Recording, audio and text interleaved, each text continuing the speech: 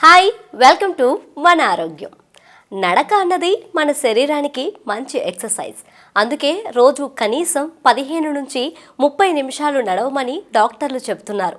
ఎంత పని ఒత్తిడిలో ఉన్నా, వర్క్ టెన్షన్లో బిజీ అయినా ఏదో ఒక రకంగా నడిచేందుకు వీలుండేలా చేసుకోవాలి. అసలు మనిషి ప్రయాణం మొదలైందే నడకతో.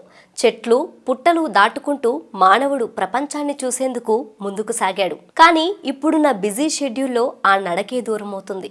కూర్చున్న చోటునే అన్నీ అందుబాటులోకి రావడంతో బద్ధకం ఎక్కువైపోతుంది.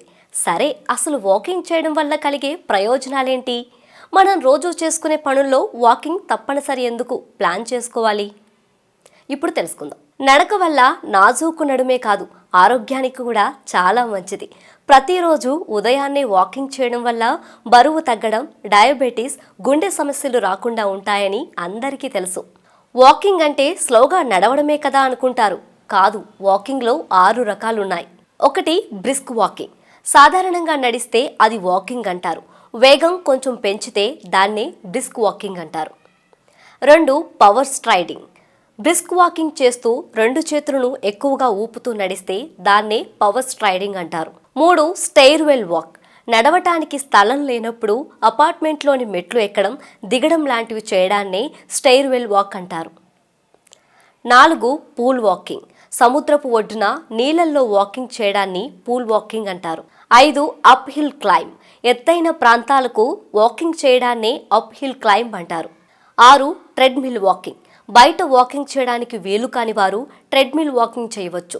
ట్రెడ్మిల్ మిషన్పై చేస్తారు కనుక దీనికి ఆ పేరు వచ్చింది. ఇక నడక వలన కలిగే లాభాలేంటో ఇప్పుడు తెలుసుకుందాం. నడక మూడ్ను మార్చేస్తుంది. ఒత్తిడి, డిప్రెషన్ను దూరం చేస్తుంది. కంటి ఆరోగ్యాన్ని మెరుగుపరుస్తుంది. మానసిక ప్రశాంతత లభిస్తుంది. హై బీపీ, కొలెస్ట్రాల్ తగ్గుతాయి. గుండె సమస్యలు తగ్గుతాయి. కీళ్లను దృఢంగా చేస్తుంది. రక్త సరఫరా మెరుగుపడుతుంది. ఆరోగ్యవంతమైన జీవితం కోసం మనం పాటించాలి కొన్ని నియమాలని. చిన్ని చిట్కాలతో చింతలేని జీవితాన్ని ఎలా గడపాలి అనే దానికి వీక్షిస్తూనే ఉండండి మన ఆరోగ్యం యూట్యూబ్ ఛానల్. మరిన్ని ఆరోగ్య సూత్రాలకు సబ్స్క్రైబ్ చేసుకోండి.